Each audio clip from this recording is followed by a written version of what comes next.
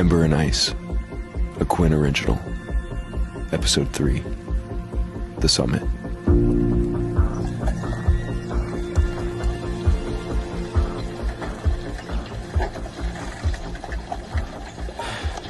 Well, we're here. But I'd give anything to march for another 100 miles. We've been walking 3 days straight. None of us wanted to stop. Stopping meant thinking about where we were going. The Hall of the Solari. Now, only a heavy wooden gate separates us from our surrender. I can feel Dane grinning from here. They've invited what's left of the Lunare army to celebrate the end of the war they started. Oh, and of course we're expected to smile and nod while we agree to give up a third of our most fertile land. I've hardly spoken to anyone since I got word of the treaty. I keep replaying the last 5 years in my head. Every battle, every arrow, every decision I made as a leader. There must have been something I could have done differently to keep us from ending up here. I know my father thinks so too. He hasn't said anything outright, but he's been ignoring me for days. Which is impressive, seeing as we've been riding side by side for all these long miles. Every time I catch his eyes, they radiate disappointment. I feel them on me now as we dismount.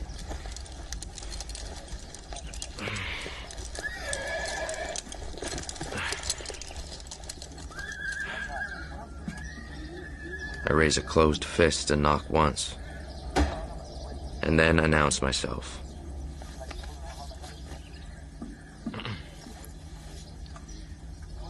Prince Finn Lunare, acting on behalf of the Lunare court in accordance with the... I can barely bring myself to say it.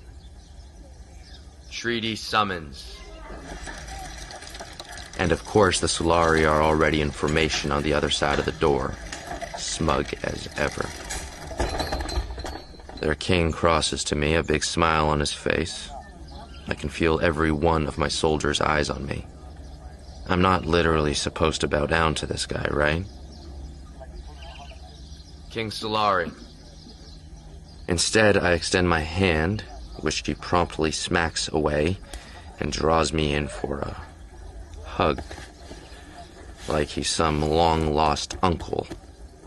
The long-lost drunk uncle who has apparently been bathing in wine for 3 days.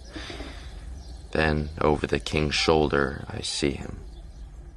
Dane. Standing with his brothers. All of them look infuriatingly pleased with their victory. It's been 5 years since I've seen him out of his armor and in his formal wear. He looks, well, really fucking good. He has a hand over his mouth, whispering to one of his brothers and trying to hold back a laugh. Not trying very hard. I squirm out of the hug, just as my father approaches. We're led over to greet the rest of the royal family. The brothers barely conceal their glee as they shake my hand, then my father's. I refuse to look at Dane as I make my way down the line, mumbling political niceties. But out of the corner of my eye, I can see he's standing alone, without a wife. I'm not surprised. Dane was fighting on so many dangerous fronts these past few years. It wouldn't have made sense for his father to marry him off when it wasn't even clear he would survive the war. I steel myself as I prepare to greet Dane. This will be the real test of my composure. He's going to try and make some stupid fucking joke. I can just feel it. I should make one first. Try to say something clever, but cold, cutting. Let him know I only see him as a political inconvenience, or maybe... You've got to stop meeting like this. In courtyards. At treaty signings. Surprised you weren't late this time. Well, I'm pretty excited about this one. He smirks, holding out his hand. I hesitate for just a moment before I take it. I've held this hand many times. Had it buried in my hair. Watched it fumble with my belt buckle. I stomp out the thought before it can reach my wings. I lock my mouth in a grimace and shake his hand. But he yanks me closer to him and hisses in my ear. Smile, Finn. It's a party. I shove him off of me. Still smiling, he shoves me back. The courtyard drops into silence, all eyes shifting toward us at once. Dane's father chirps at us to play nice. Glad he finally got Daddy's attention. His smug smile finally disappears. See you at dinner. I keep my stride confident as I'm shown to my chamber. The footman who leads me is perfectly polite, but I'm desperate for him to stop explaining the history of every tapestry on every wall and just leave me alone. The second he's gone, I lock the door and take a deep breath, flexing my wings.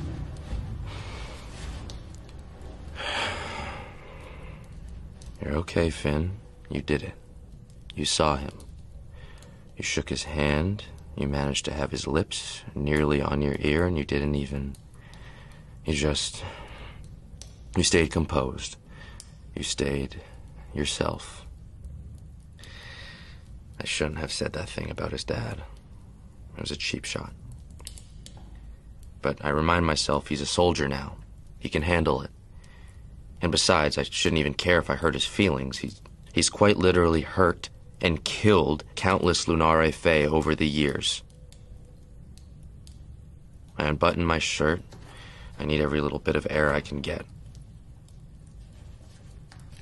He looks different, stronger, more tan. His hair is somehow even more golden. His shoulders are broader, and is he taller? God, this is going to be a long 3 days. My heart stops. He wouldn't come to my room, right?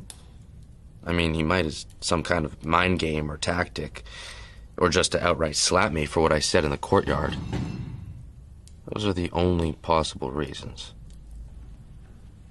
Aren't they? I check myself in the mirror, smooth my pants. They're still wrinkled from the long ride. I start buttoning up my shirt and stop. I can leave a few undone, so he knows I'm stronger now, too. Which he should know, purely for diplomatic purposes. To keep the peace. I cross quickly to the door, take a steadying breath, and pull it open. Father, is everything all right? It's the look on his face that stops me cold. For a moment, I wonder if I should reach for my bow, if the Solari have lured us here into some kind of trap. But when he speaks, his tone is calm, measured. We are still at peace. And, in fact, he's devised a plan to secure that peace for generations to come.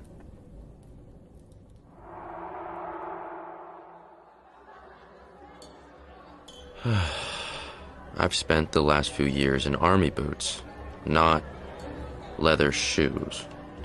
My feet already hurt, and we have hours and hours of fun ahead of us. The Solari do know how to throw a party. There are 3 of every instrument in the band. The silverware is perfectly polished. The wine is endless. Our men are happy to take seconds and thirds of every course. I'm glad for them. But for me, the whole night has felt like one long display of Solari wealth, the spoils of their victory. Or maybe that feeling is really just about Dane. I've watched him shamelessly drift between tables, joking as he flirtatiously flexes his wings. He hasn't looked over at me once. It's not like I expected him to. I didn't expect him to miss me. I just thought he'd at least try and get on my nerves. Even now, as her fathers get to their feet and tap their goblets, Dane keeps his attention on the Solari woman next to him, his lips at her ear. I, of course, can't make out what he's saying from way over here, but I can tell by the way her wings shiver. He has her attention. I'm so focused on him, I miss my cue to stand. My father has to slap my back. I jump to my feet, hoping my embarrassment isn't written all over my face. I try to keep my expression neutral as my father makes his announcement. After years of fighting, the two great Fae families will finally be united, once and for all. As he speaks the terms of the treaty, his voice barely wavers. And then he announces the final clause, that I will be marrying King Solari's niece. So, in the end, one of the spoils of this war was me. My head snaps in the direction of the commotion and panic. It's Dane, or rather his wings.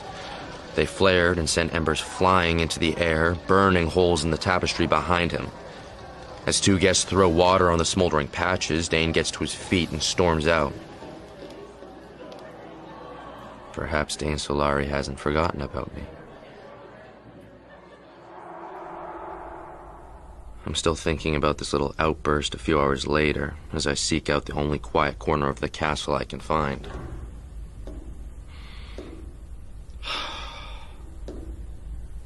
The Solari castle is impressive, I'll give them that.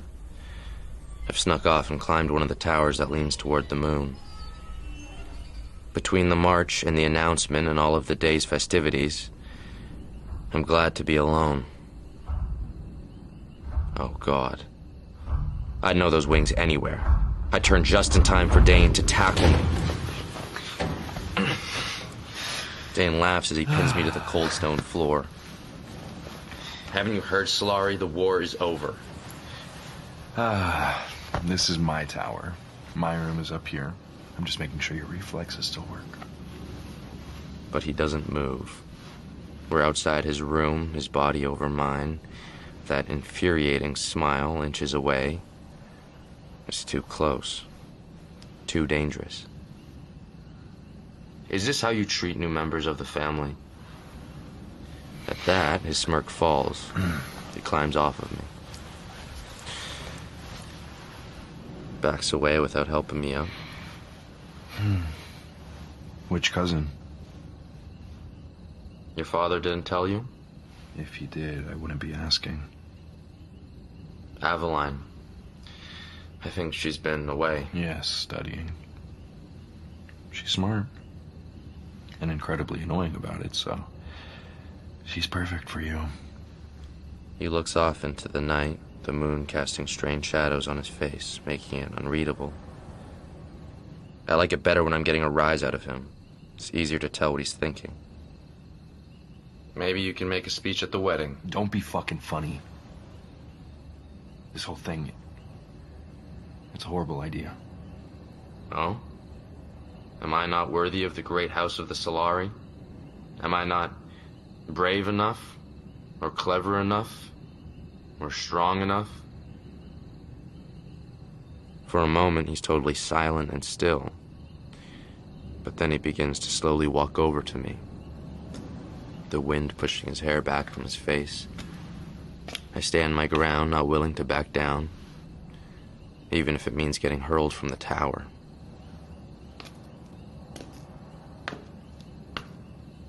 Is that why you had your little tantrum tonight? I don't want to see you at holidays, or hunts, or at summits, or rituals. I don't want to catch your eye across a long table. I don't want to see your hips rock in a saddle. He presses himself up against me, and I let him back me into the stone wall. I don't want to watch your hands wrap around a sword.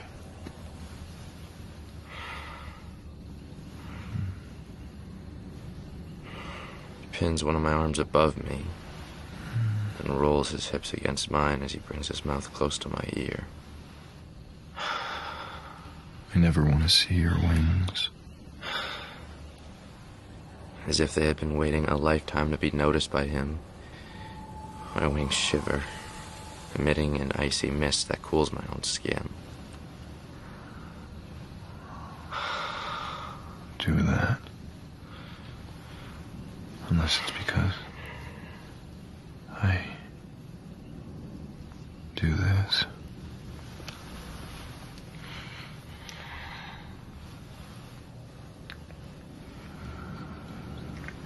He presses his lips to my neck. And without even realizing it was happening,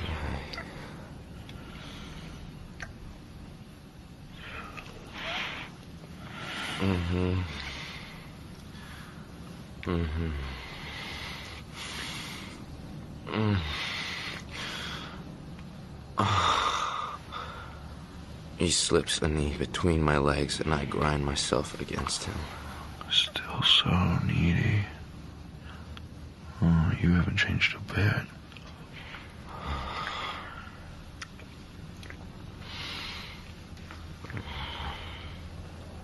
I drag my hand over the outline of his cock, already straining against his pants. Neither have you. I kiss him hard.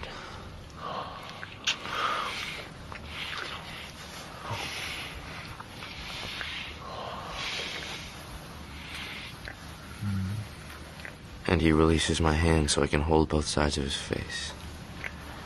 The same face I'd seen just months ago through a battle visor, twisted in cruelty and malice.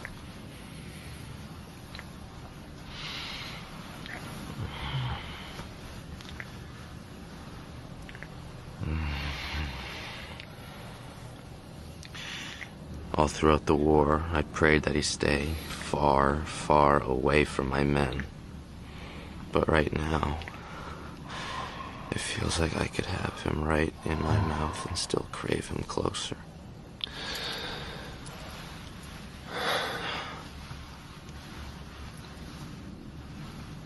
He has my belt off and my cock in his warm hands.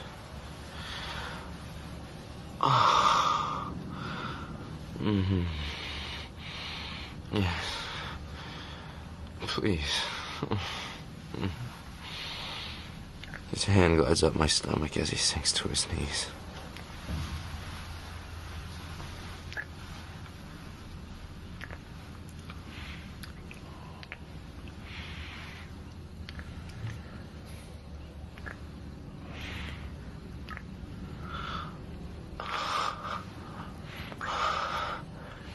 He lingers at my upper thighs, his mouth warm against the sensitive skin, kissing me in wet, messy bursts.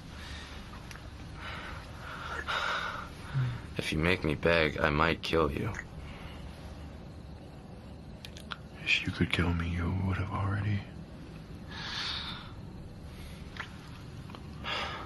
Oh.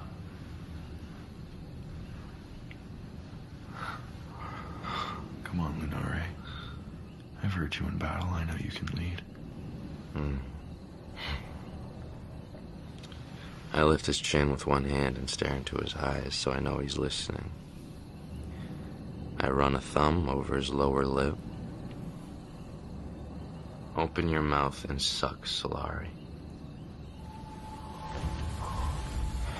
His wings spread and shimmer behind him as he takes me in his mouth. I knew he liked being bossed around.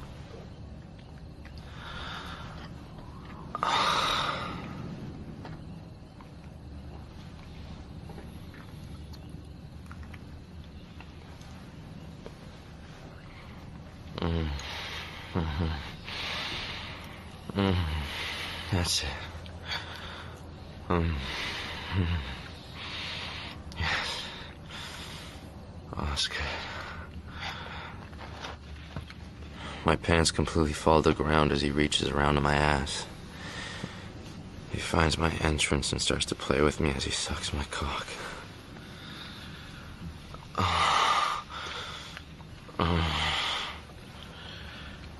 I can't believe this is happening. I never thought I'd get this again. And then the reality hits me hard. This is the last time. It has to be. So I need to make the most of this. Every second of it. Stop. Stop. He obeys and looks up at me, confused. I pull him to his feet, keep kissing him as I take off his belt. I free his cock and press my thumb to his slit.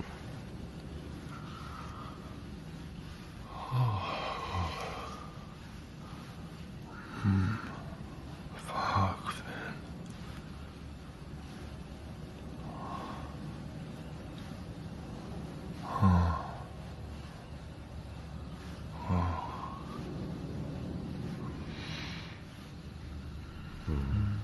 I move in circles until his head is slick. I want you here. Here? It's your tower, isn't it? Come on, Solari, I've seen you in battle. I know you can be brave.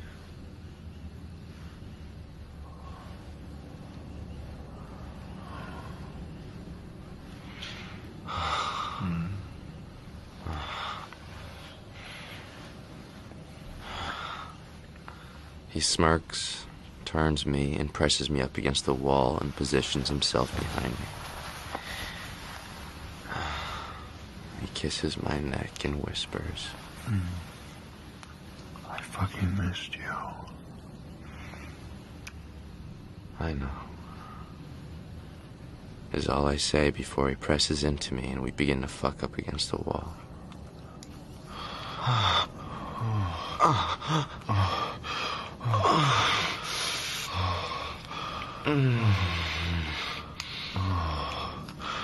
He presses a hand over my mouth to keep me quiet, and with the other he wraps his fingers around my cock.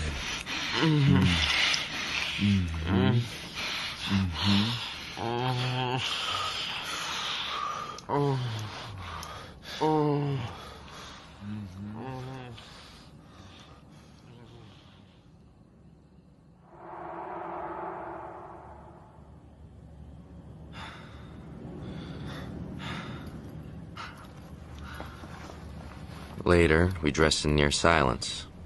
Not quite sure what to say. What are we supposed to do now? Talk about the joys of the peace process? In fact, the first sound either of us make is my stomach, growling.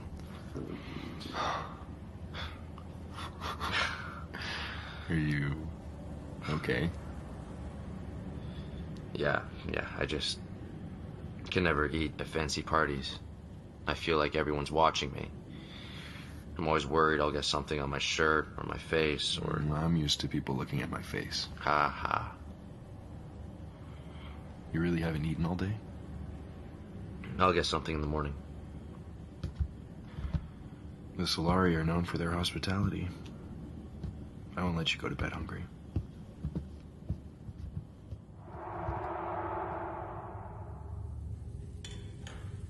I don't want to wake up any kitchen staff.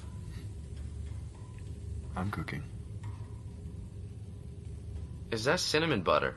The key is to have the pan as hot as possible and only let the toast cook for a moment. You want it to be crunchy on the outside, soft on the inside. Is that butter melted yet? This is the scariest you've ever been. He flicks powdered sugar at me.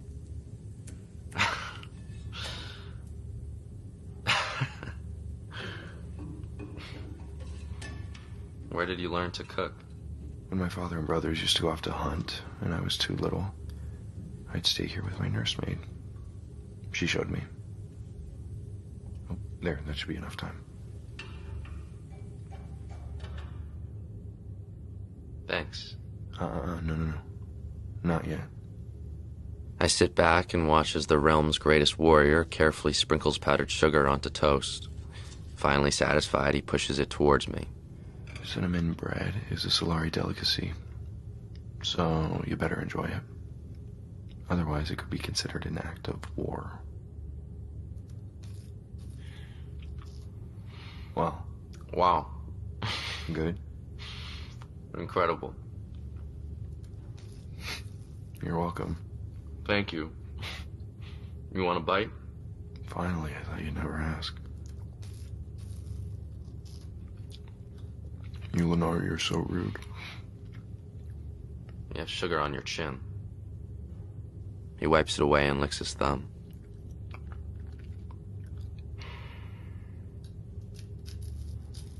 We sit together for a moment in silence, but it's not bad silence. Did you tell anyone about us? Mm-mm. He purses his lips and shakes his head.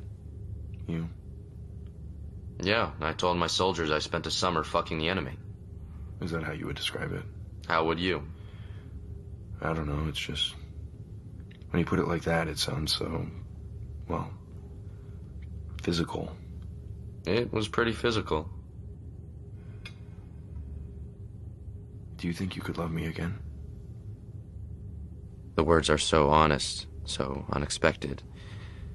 I freeze. Forget it. Oh, wait, Dane. I gotta go to bed.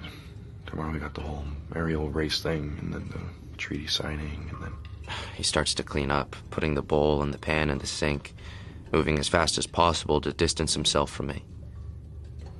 Dane. I said forget it.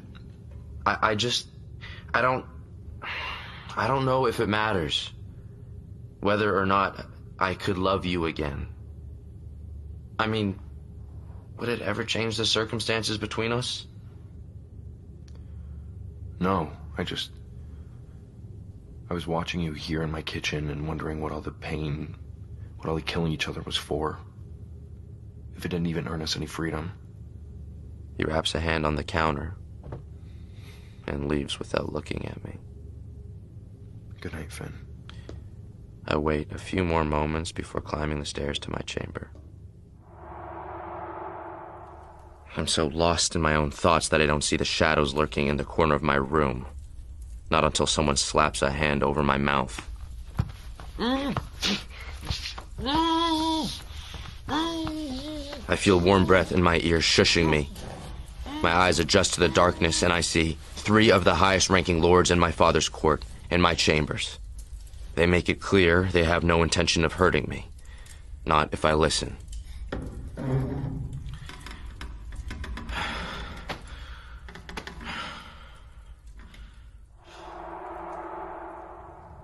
It seems I'm not the only one unhappy with the terms of our treaty. Of course, these men aren't concerned about my impending marriage. They'd sooner fight to the death than surrender another acre of Lunare land. And they have the backing of nearly every lord who will be present at the signing tomorrow. I'm not surprised. These men have a great deal to lose, despite never setting foot near a battlefront. My soldiers are pawns to them, expendable pieces on a board they move from a safe distance. So the idea they aren't done fighting makes sense to me. What doesn't make sense is why they're telling me any of this. In the middle of the night. But their reasoning becomes clear quickly. Alarmingly so. They want to strike as soon as possible. Tomorrow's festivities will be limited to the 2 great houses.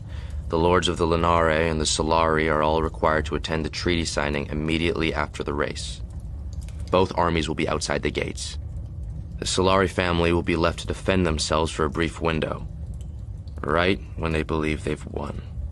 When they're drunk and letting their guard down in their arrogance, that is when we could attack. The lords even tell me I can take care of Dane myself, and my stomach lurches violently. I've been silent through their entire pitch. I decide to interject. My father will never agree to this. It's not honorable. But they have no intention of asking my father. They want me to lead them. A coup. There is no way in hell I am going to betray my father for the sake of some proud, rich men. But there are 3 of them and 1 of me. And they're holding swords. I'm holding the crumbs of cinnamon toast. So, I just nod and get them out of my room. They tell me they will wait for my signal. A signal I would never give. Alone again, I start to panic. I've just learned of, perhaps even agreed to, an attack that would leave countless dead and reignite a bloody war. I need help. I need Dane.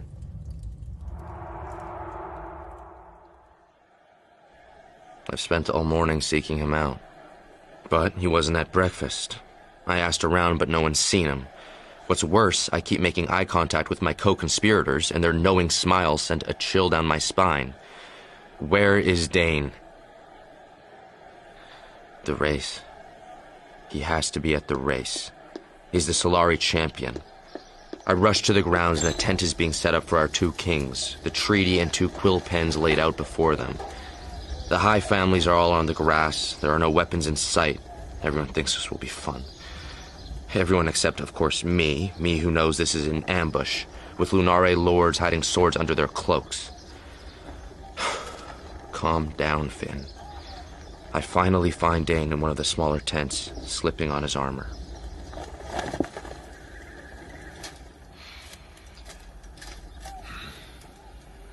Where have you been? He looks at me like I'm insane. Enjoying the festival?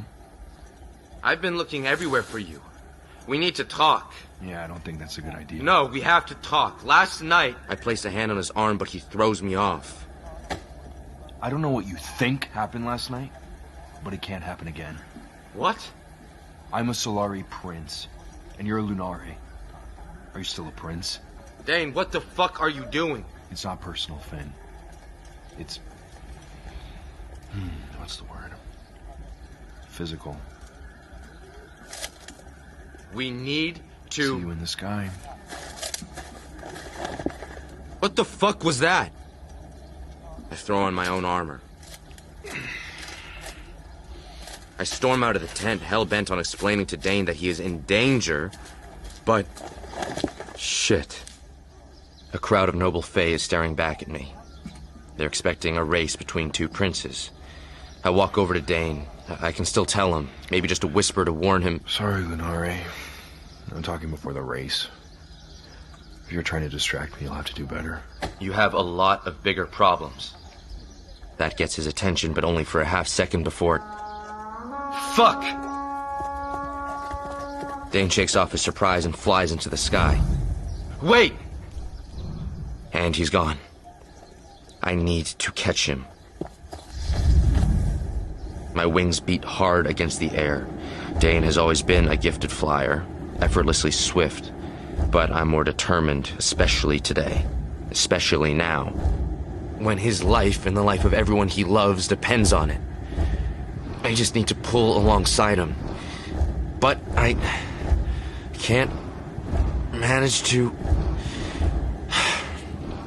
It's just one lap of the grounds, but this is his home. He knows every curve and corner. He looks like a bird weaving in and out of the tower, so natural and free. It would be beautiful if this wasn't such an ordeal. We round the last corner. I can see the field where we started. Everyone is observing from down on the grass, watching us, their hands shielding their eyes from the setting sun. Big, beaming smiles on their faces. But I'm still a dozen feet behind him. I'm running out of time. Dane! Dane! My voice carries in the wind just enough for... Yes! He's turning around. He's flipping me off. Fuck! The burst of rage gives me enough energy to push myself forward, faster and higher, until I'm just above him. We're close enough to the ground now. Maybe I can... Hey! What are you... Instead of landing, I tackle him mid-flight, and we go crashing to the ground, rolling over the finish line. Get off of me! You need to listen to me. We don't have much time. Wait! Wait, what's happening? Father! Fuck. The Lunare lords have drawn their swords. They must have thought me ripping Dane from the sky was the signal. King Solari yells out as Lunare High Lord holds a glinting knife to his neck. My father scrambles to control the scene, but his own nobles push him down, binding his hands. Dane shoves me off of him.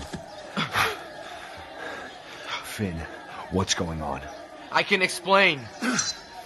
With lightning speed, he pulls a dagger from his ankle. I throw my hands up. Dane, listen to me. He lunges for me, but I sidestep him and grab his arm, twisting it behind his back.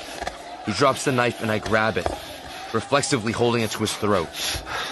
You betrayed me. No, How the fuck did I get here? Less than 12 hours ago, I was kissing him. And now... My father demands an explanation, and the Lunare lords brazenly declare that his reign is over.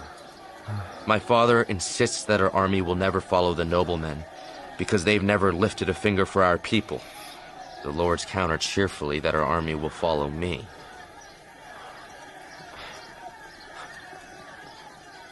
Especially, they go on, when I tell our people that I will not accept the terms of the surrender, and they add for dramatic flourish that I am prepared to kill every Solari necessary to restore our dignity. I still have Dane pressed against me. I can feel his breath quicken.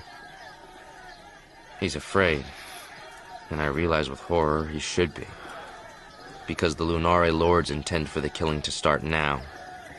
Do it. No. Don't drag it out.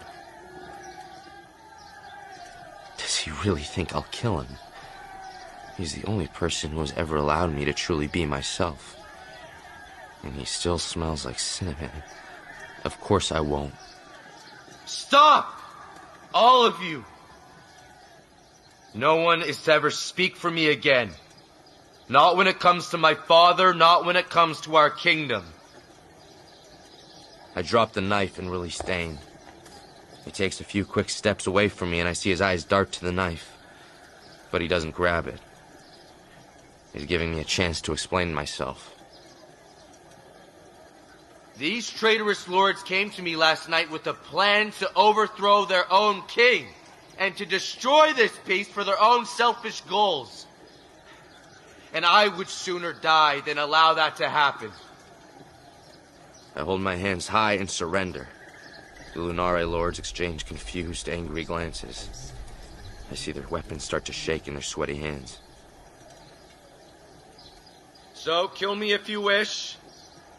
But our men, the ones waiting outside these gates, they follow only me. And I doubt they would ever ally themselves with such worthless traitors. The High Lords freeze and start backing away, stunned. Here's my offer. In my great benevolence, I'll give you a head start.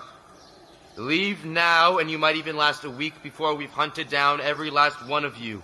And they're gone before I even finish my sentence. There's a moment of stillness and silence before the Solari and the few loyal Lunare who remain begin to applaud and pat each other on the back. I hear Dane's father say he needs a drink. My father approaches me and reaches out a hand. But before he can speak... There's more. I do not want to marry a Solari cousin. My words carry across to where Dane stands. Pauses, and so do his father, brothers, and every Solari still recovering from near death. But our houses can still be united in peace and joy, and festivals and music and a shared love of these woods. I want to spend the rest of my life with a Solari son, if you'll have me. For an agonizingly long moment, Dane just stares at me. I hold my breath. Then he smiles.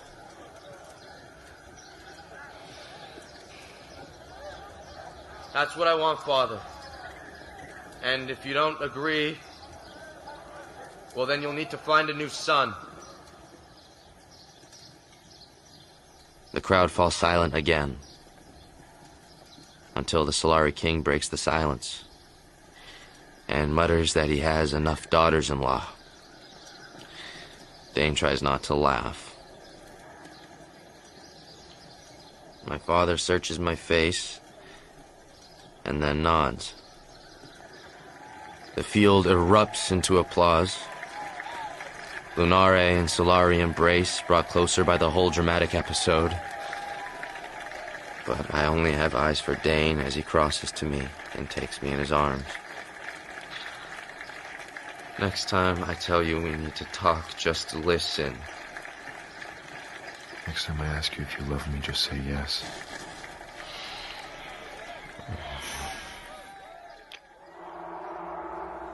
The night seems to go on forever, with hours and hours more drinking and dancing, and what I can only describe as a lot of diplomacy between the two great Fae houses. Until finally, Dane and I manage to sneak away.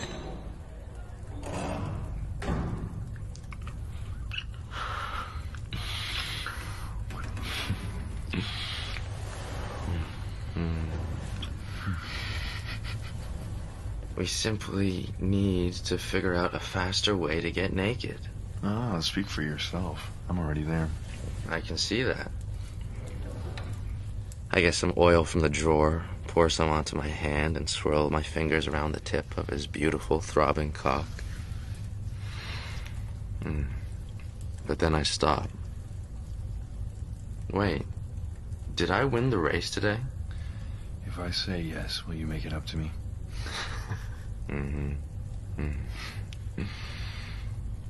He smiles, nods, and I start to use my hands to stroke him.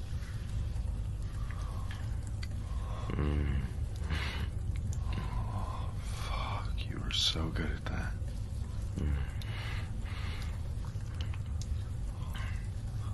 I start to move to position myself on all fours. No. Stay on top of me. I want to look in your eyes. He grips my hips and leans up to kiss me. I shift my hips, guiding myself over him. He slicks his fingers with oil and works it over me, easing me open for him. He presses into me.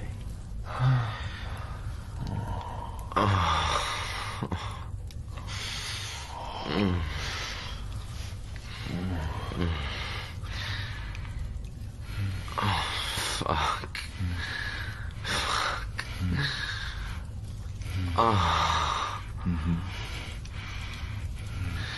He wraps his hand around my cock, jerking me in steady strokes as he thrusts up into me. Fuck. Just like that.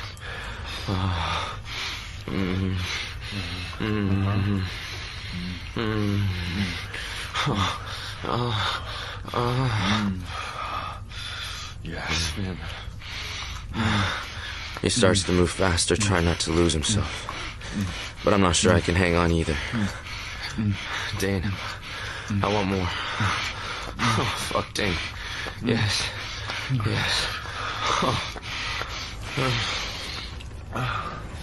He flips me over in one swift motion so I'm on my back.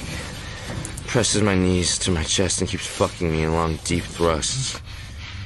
Oh, just like that. Fuck. I feel so good.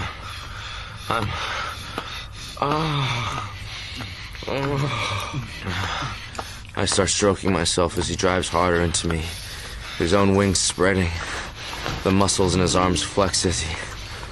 Oh, fuck, yeah. Yeah, come for me. Come for me, please. Come for me, please.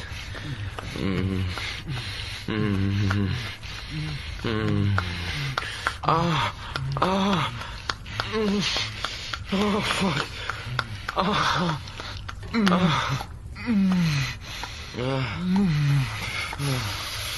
He collapses next to me on the bed.